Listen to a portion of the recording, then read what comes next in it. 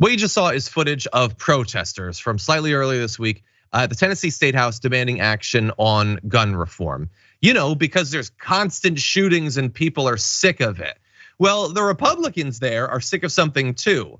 Not the gun violence, but the protests that you just saw. And they are ready to go to unprecedented lengths to strike back against representatives doing some actual representing for once. So what they've done is they are taking steps to expel 3 Democratic members from the House, the Tennessee State House that the GOP dominates. They filed these against Representatives Gloria Johnson, Justin Jones, and Justin Pearson after they participated in these chants from the House floor with their supporters.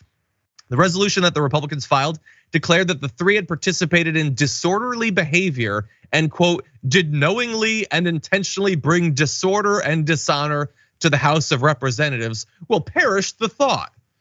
By Monday, Sexton confirmed that the 3 lawmakers had already been stripped of their committee assignments and said more punishments could be on the way. A few hours later, a House Republican caucus chairman referred to one, Jones, as the quote, former representative. Now, expelling lawmakers is a thing that has happened before. A long time ago, 2 members have been expelled since the Civil War. And in both of those cases, it was a bipartisan effort, which this 100% is not.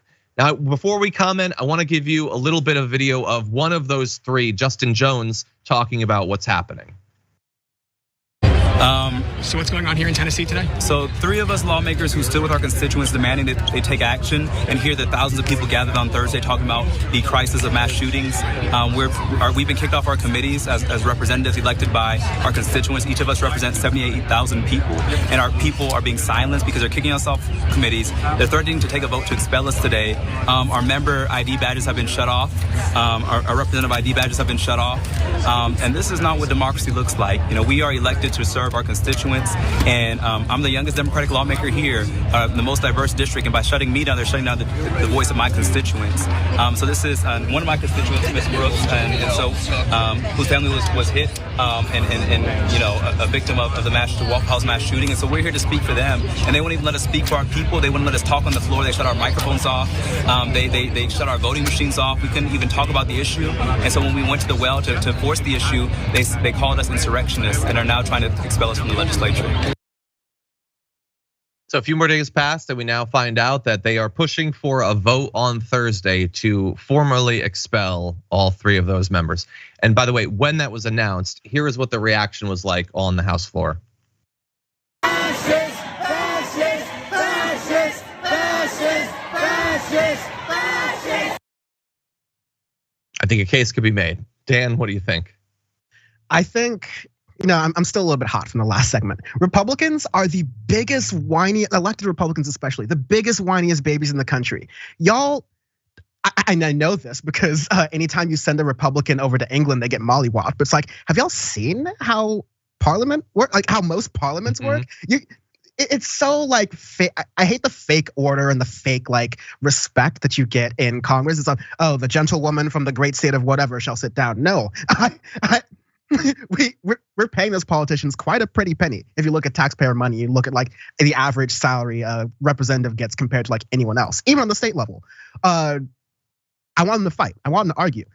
If they were being hired to push spreadsheets and make presentations all day, I'd want them to, you know, advocate for their jobs, right? But no, they have this, because people disagree with me, as a Republican, I'm going to silence the people who disagree with me.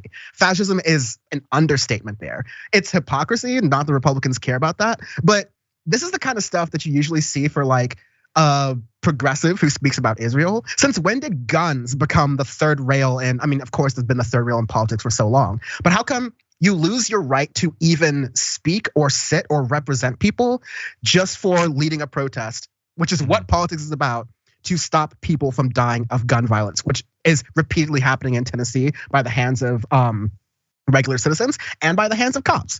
So I'm happy that this protest is existing. It's absolutely shameful. It's so difficult to cover state politics on like national shows like this. It's like no one's fault in particular, but we've all got to pay attention to state politics. What's happening in Wisconsin is really important right now with that election because it bubbles up to the surface. Yeah.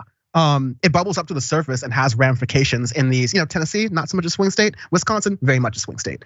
So we should definitely be paying attention to this stuff. Yeah, 100%. We've been trying to do roundups of state level like legislation that's been passing. And it's just insane. Yeah, what's going like this?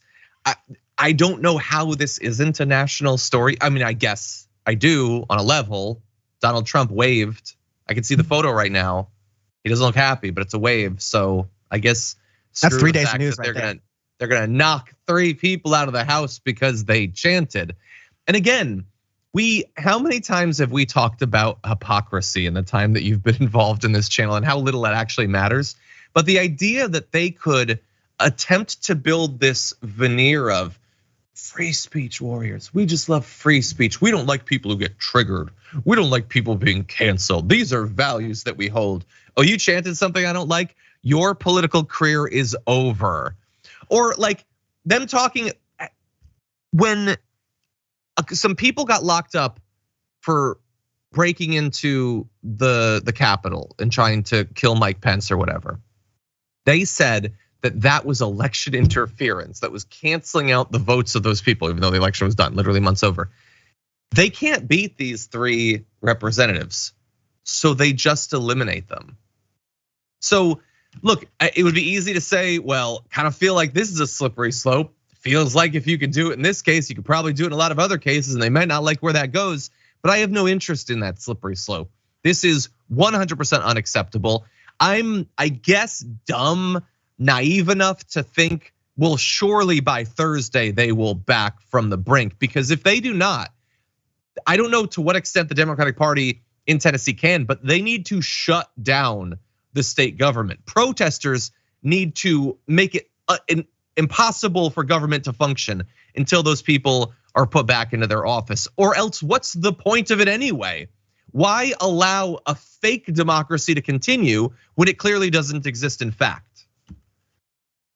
Anyway, we're gonna be seeing, we've got 2 days until that vote supposedly is going to happen. Completely unacceptable. Thank you to everybody protesting in Tennessee, especially a lot of students, by the way, were involved in those protests.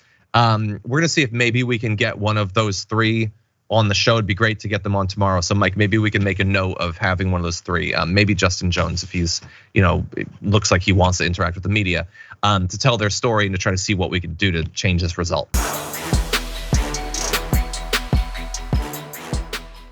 For more political news breakdowns, interviews, stories of activism, and me trying my hardest to care about the occasional big celebrity news story, subscribe to our YouTube channel at youtube.com/The Damage Report. And you can ring the bell wherever it is so you don't miss anything.